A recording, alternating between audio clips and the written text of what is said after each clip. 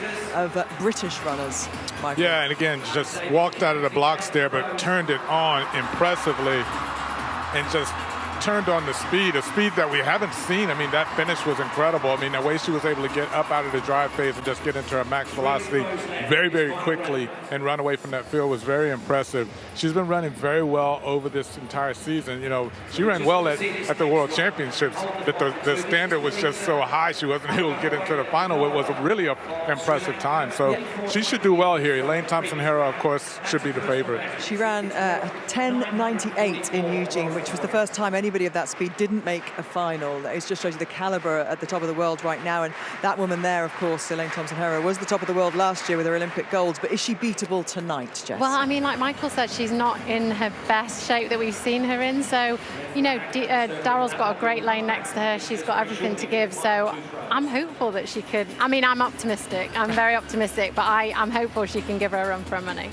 Now is the time to be optimistic if you're running against Elaine Thompson-Herah, because she's not at her best. But this field, this is a pretty good field. I mean, Julian Alfred's been running well. A lot of people in this field have run fast this year.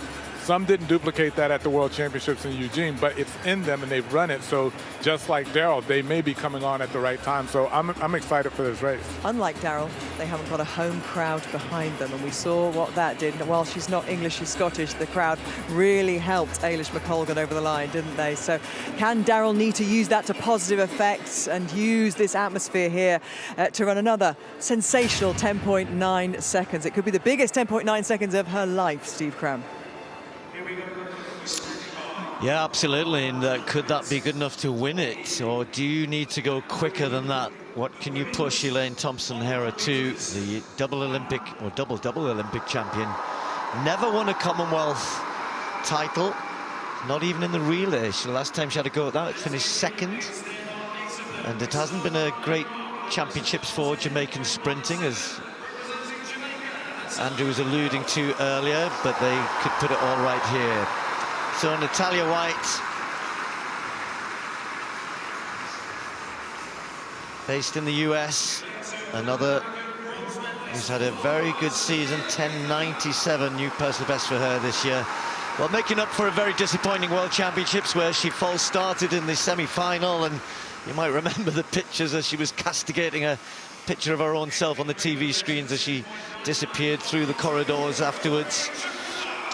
Now, this young lady here has been very impressive all season, and she has a habit of performing well in the big championships, or in the big races, if you like. She's only run under 11 seconds once, but she's been very good here. So Elaine Thompson-Herah then the favourite to take the title, surely. That personal best there, 10.54. Had to watch Shelly-Ann Fraser-Pryce take the title in Eugene. So can Daryl Nita produce something special here? Could join the list of English winners of this, including the likes of Sonia Lanneman, Heather Oakes, going back a good few years. Well, this young lady here, there's only the three Jamaicans, Shelly-Ann Fraser-Pryce, Shericka Jackson and Elaine Thompson-Herah, have run quicker than Julian Alfred this year at 10.81. Another who had a very disappointing World Championships and false started. But what about Zoe Hobbs? Record after record this season. The New Zealander hasn't yet dipped under the 11-second mark, but she's oh so close. And then Nokocha, another of the Nigerian sprinters based in the US. And again, another very, very good collegiate season from her.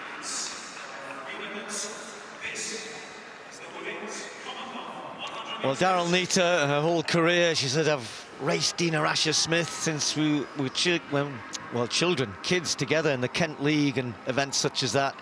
And is this a chance for Daryl Nita to step out of the shadow of Dina Asher-Smith a little bit? Or will the Olympic champion take the Commonwealth title here? Can St. Lucia find, if not a medalist, maybe a gold medalist in lane 6? And what about Zoe Hobbs? Chances everywhere you look here. Women's 100-meter final. Set. Thompson-Herah gets a very good start, and alongside her, Chukwuma also got a good start, but look at Alfred is right out there. Daryl Needham's got some work to do. Alfred and Elaine. Thompson-Herah just gets away. The Jamaican takes the title. The Olympic champion can now call herself the Commonwealth champion as well. It was close. For a long time, it looked as though she might not quite do it, and Julian Alfred of St. Lucia ran brilliantly. Daryl Neita might have got up there for the bronze. We'll just have to wait and see. Well, all that's getting sorted out behind Elaine Thompson-Herah.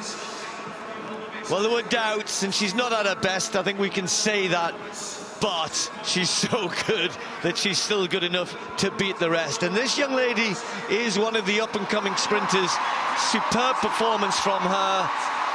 And we're just waiting for confirmation. We think, yes, Daryl Neita. It's gone up on the board now, confirmed in bronze medal.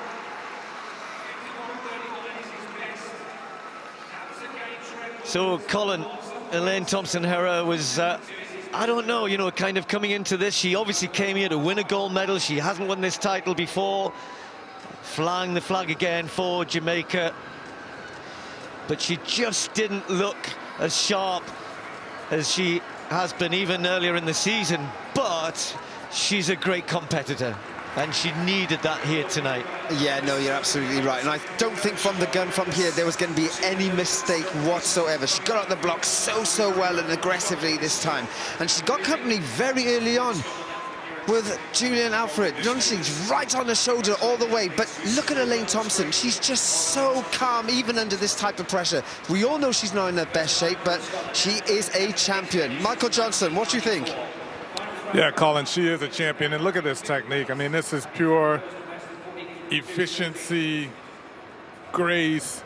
Elaine Thompson-Herah is an absolute champion, two-time Olympic champion at 100 and 200 meters. Not at her best this year, didn't win the World Championships this year, but came here, put herself on the line, knew that she wasn't at her best, and knew that folks like Julian Alfred over there on her right side had been running well, and people like Daryl Neita was running personal best and getting close to her personal best. And, you know, both the Nigerian athletes, Chukwuma and Tanya Gaither from the Bahamas as well, all running well this year, and will come into these Commonwealth Games and give her a run for it. And she showed up and did what she needed to do. And so you have to give her credit for that. That is the mark of a true champion.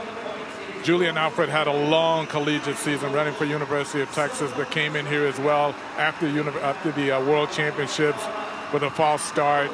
And that 100 meters would have been disappointed, but came here and got a silver medal here. Daryl Neita, Daryl didn't get a good start again, but wasn't able to find that same sort of acceleration that we saw, that very impressive acceleration in the semifinals that led her to that personal best 10.90. Just wasn't able to find that. Came under a little bit of pressure and then started to tighten up a little bit coming into this finish line, but still found enough for a bronze medal. And that's a good medal for Daryl coming in here into these championships. And after her season, that consistency pays off with a medal, because she's been pretty consistent for the entire year, running really well and getting close to those personal bests and finally getting it here. So that was very exciting. Great race.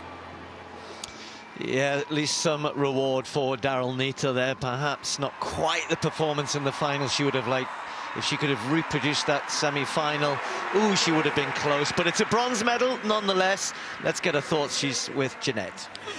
It is a brilliant bronze for Daryl Neita, but I know there is mixed emotions right now here trackside. You've just watched the race, you've analysed it, you're poring over it, but in the aftermath, what's the overriding emotion here, Daryl? Overriding emotion is it's nice to get another medal on home soil this year, third. I really didn't put the best race together today, and that just makes me want to get back to work, like, right now.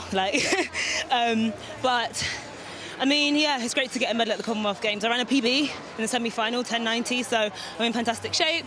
It's just really, I need to perform better in these finals. And for you to be able to do that, you're up against, you know, someone like Elaine Thompson, and she's alongside you. She's a legend in this, and we can see that there's camaraderie there. And to be up there with them will be brilliant. No, I mean, it's fantastic. I'm racing the fastest women to ever have existed, so it's an honour, really, and the fact that I'm getting closer and improving so much, and these ladies are so encouraging, and it's a really great atmosphere to be a part of. It's like a private members club. A private members club, Elaine, that's actually saying it, but you are in a different league in terms of members clubs. Gold medals, Commonwealth gold to add to your collection, must be feeling good. Feeling good, of course, and I didn't have the best execution, but nevertheless, I had to dug for that one. But I'm still grateful to win my first Commonwealth title. You know, I started out as a rookie. 2014, I made my 4x1 side. Then the 200, 2018, I came fourth. Now I move up to a goal, so I'm grateful. Listen, and we're grateful for you both for being here. Great race today, ladies. Well done. Thank you so much. Well done. Good job. Thank you.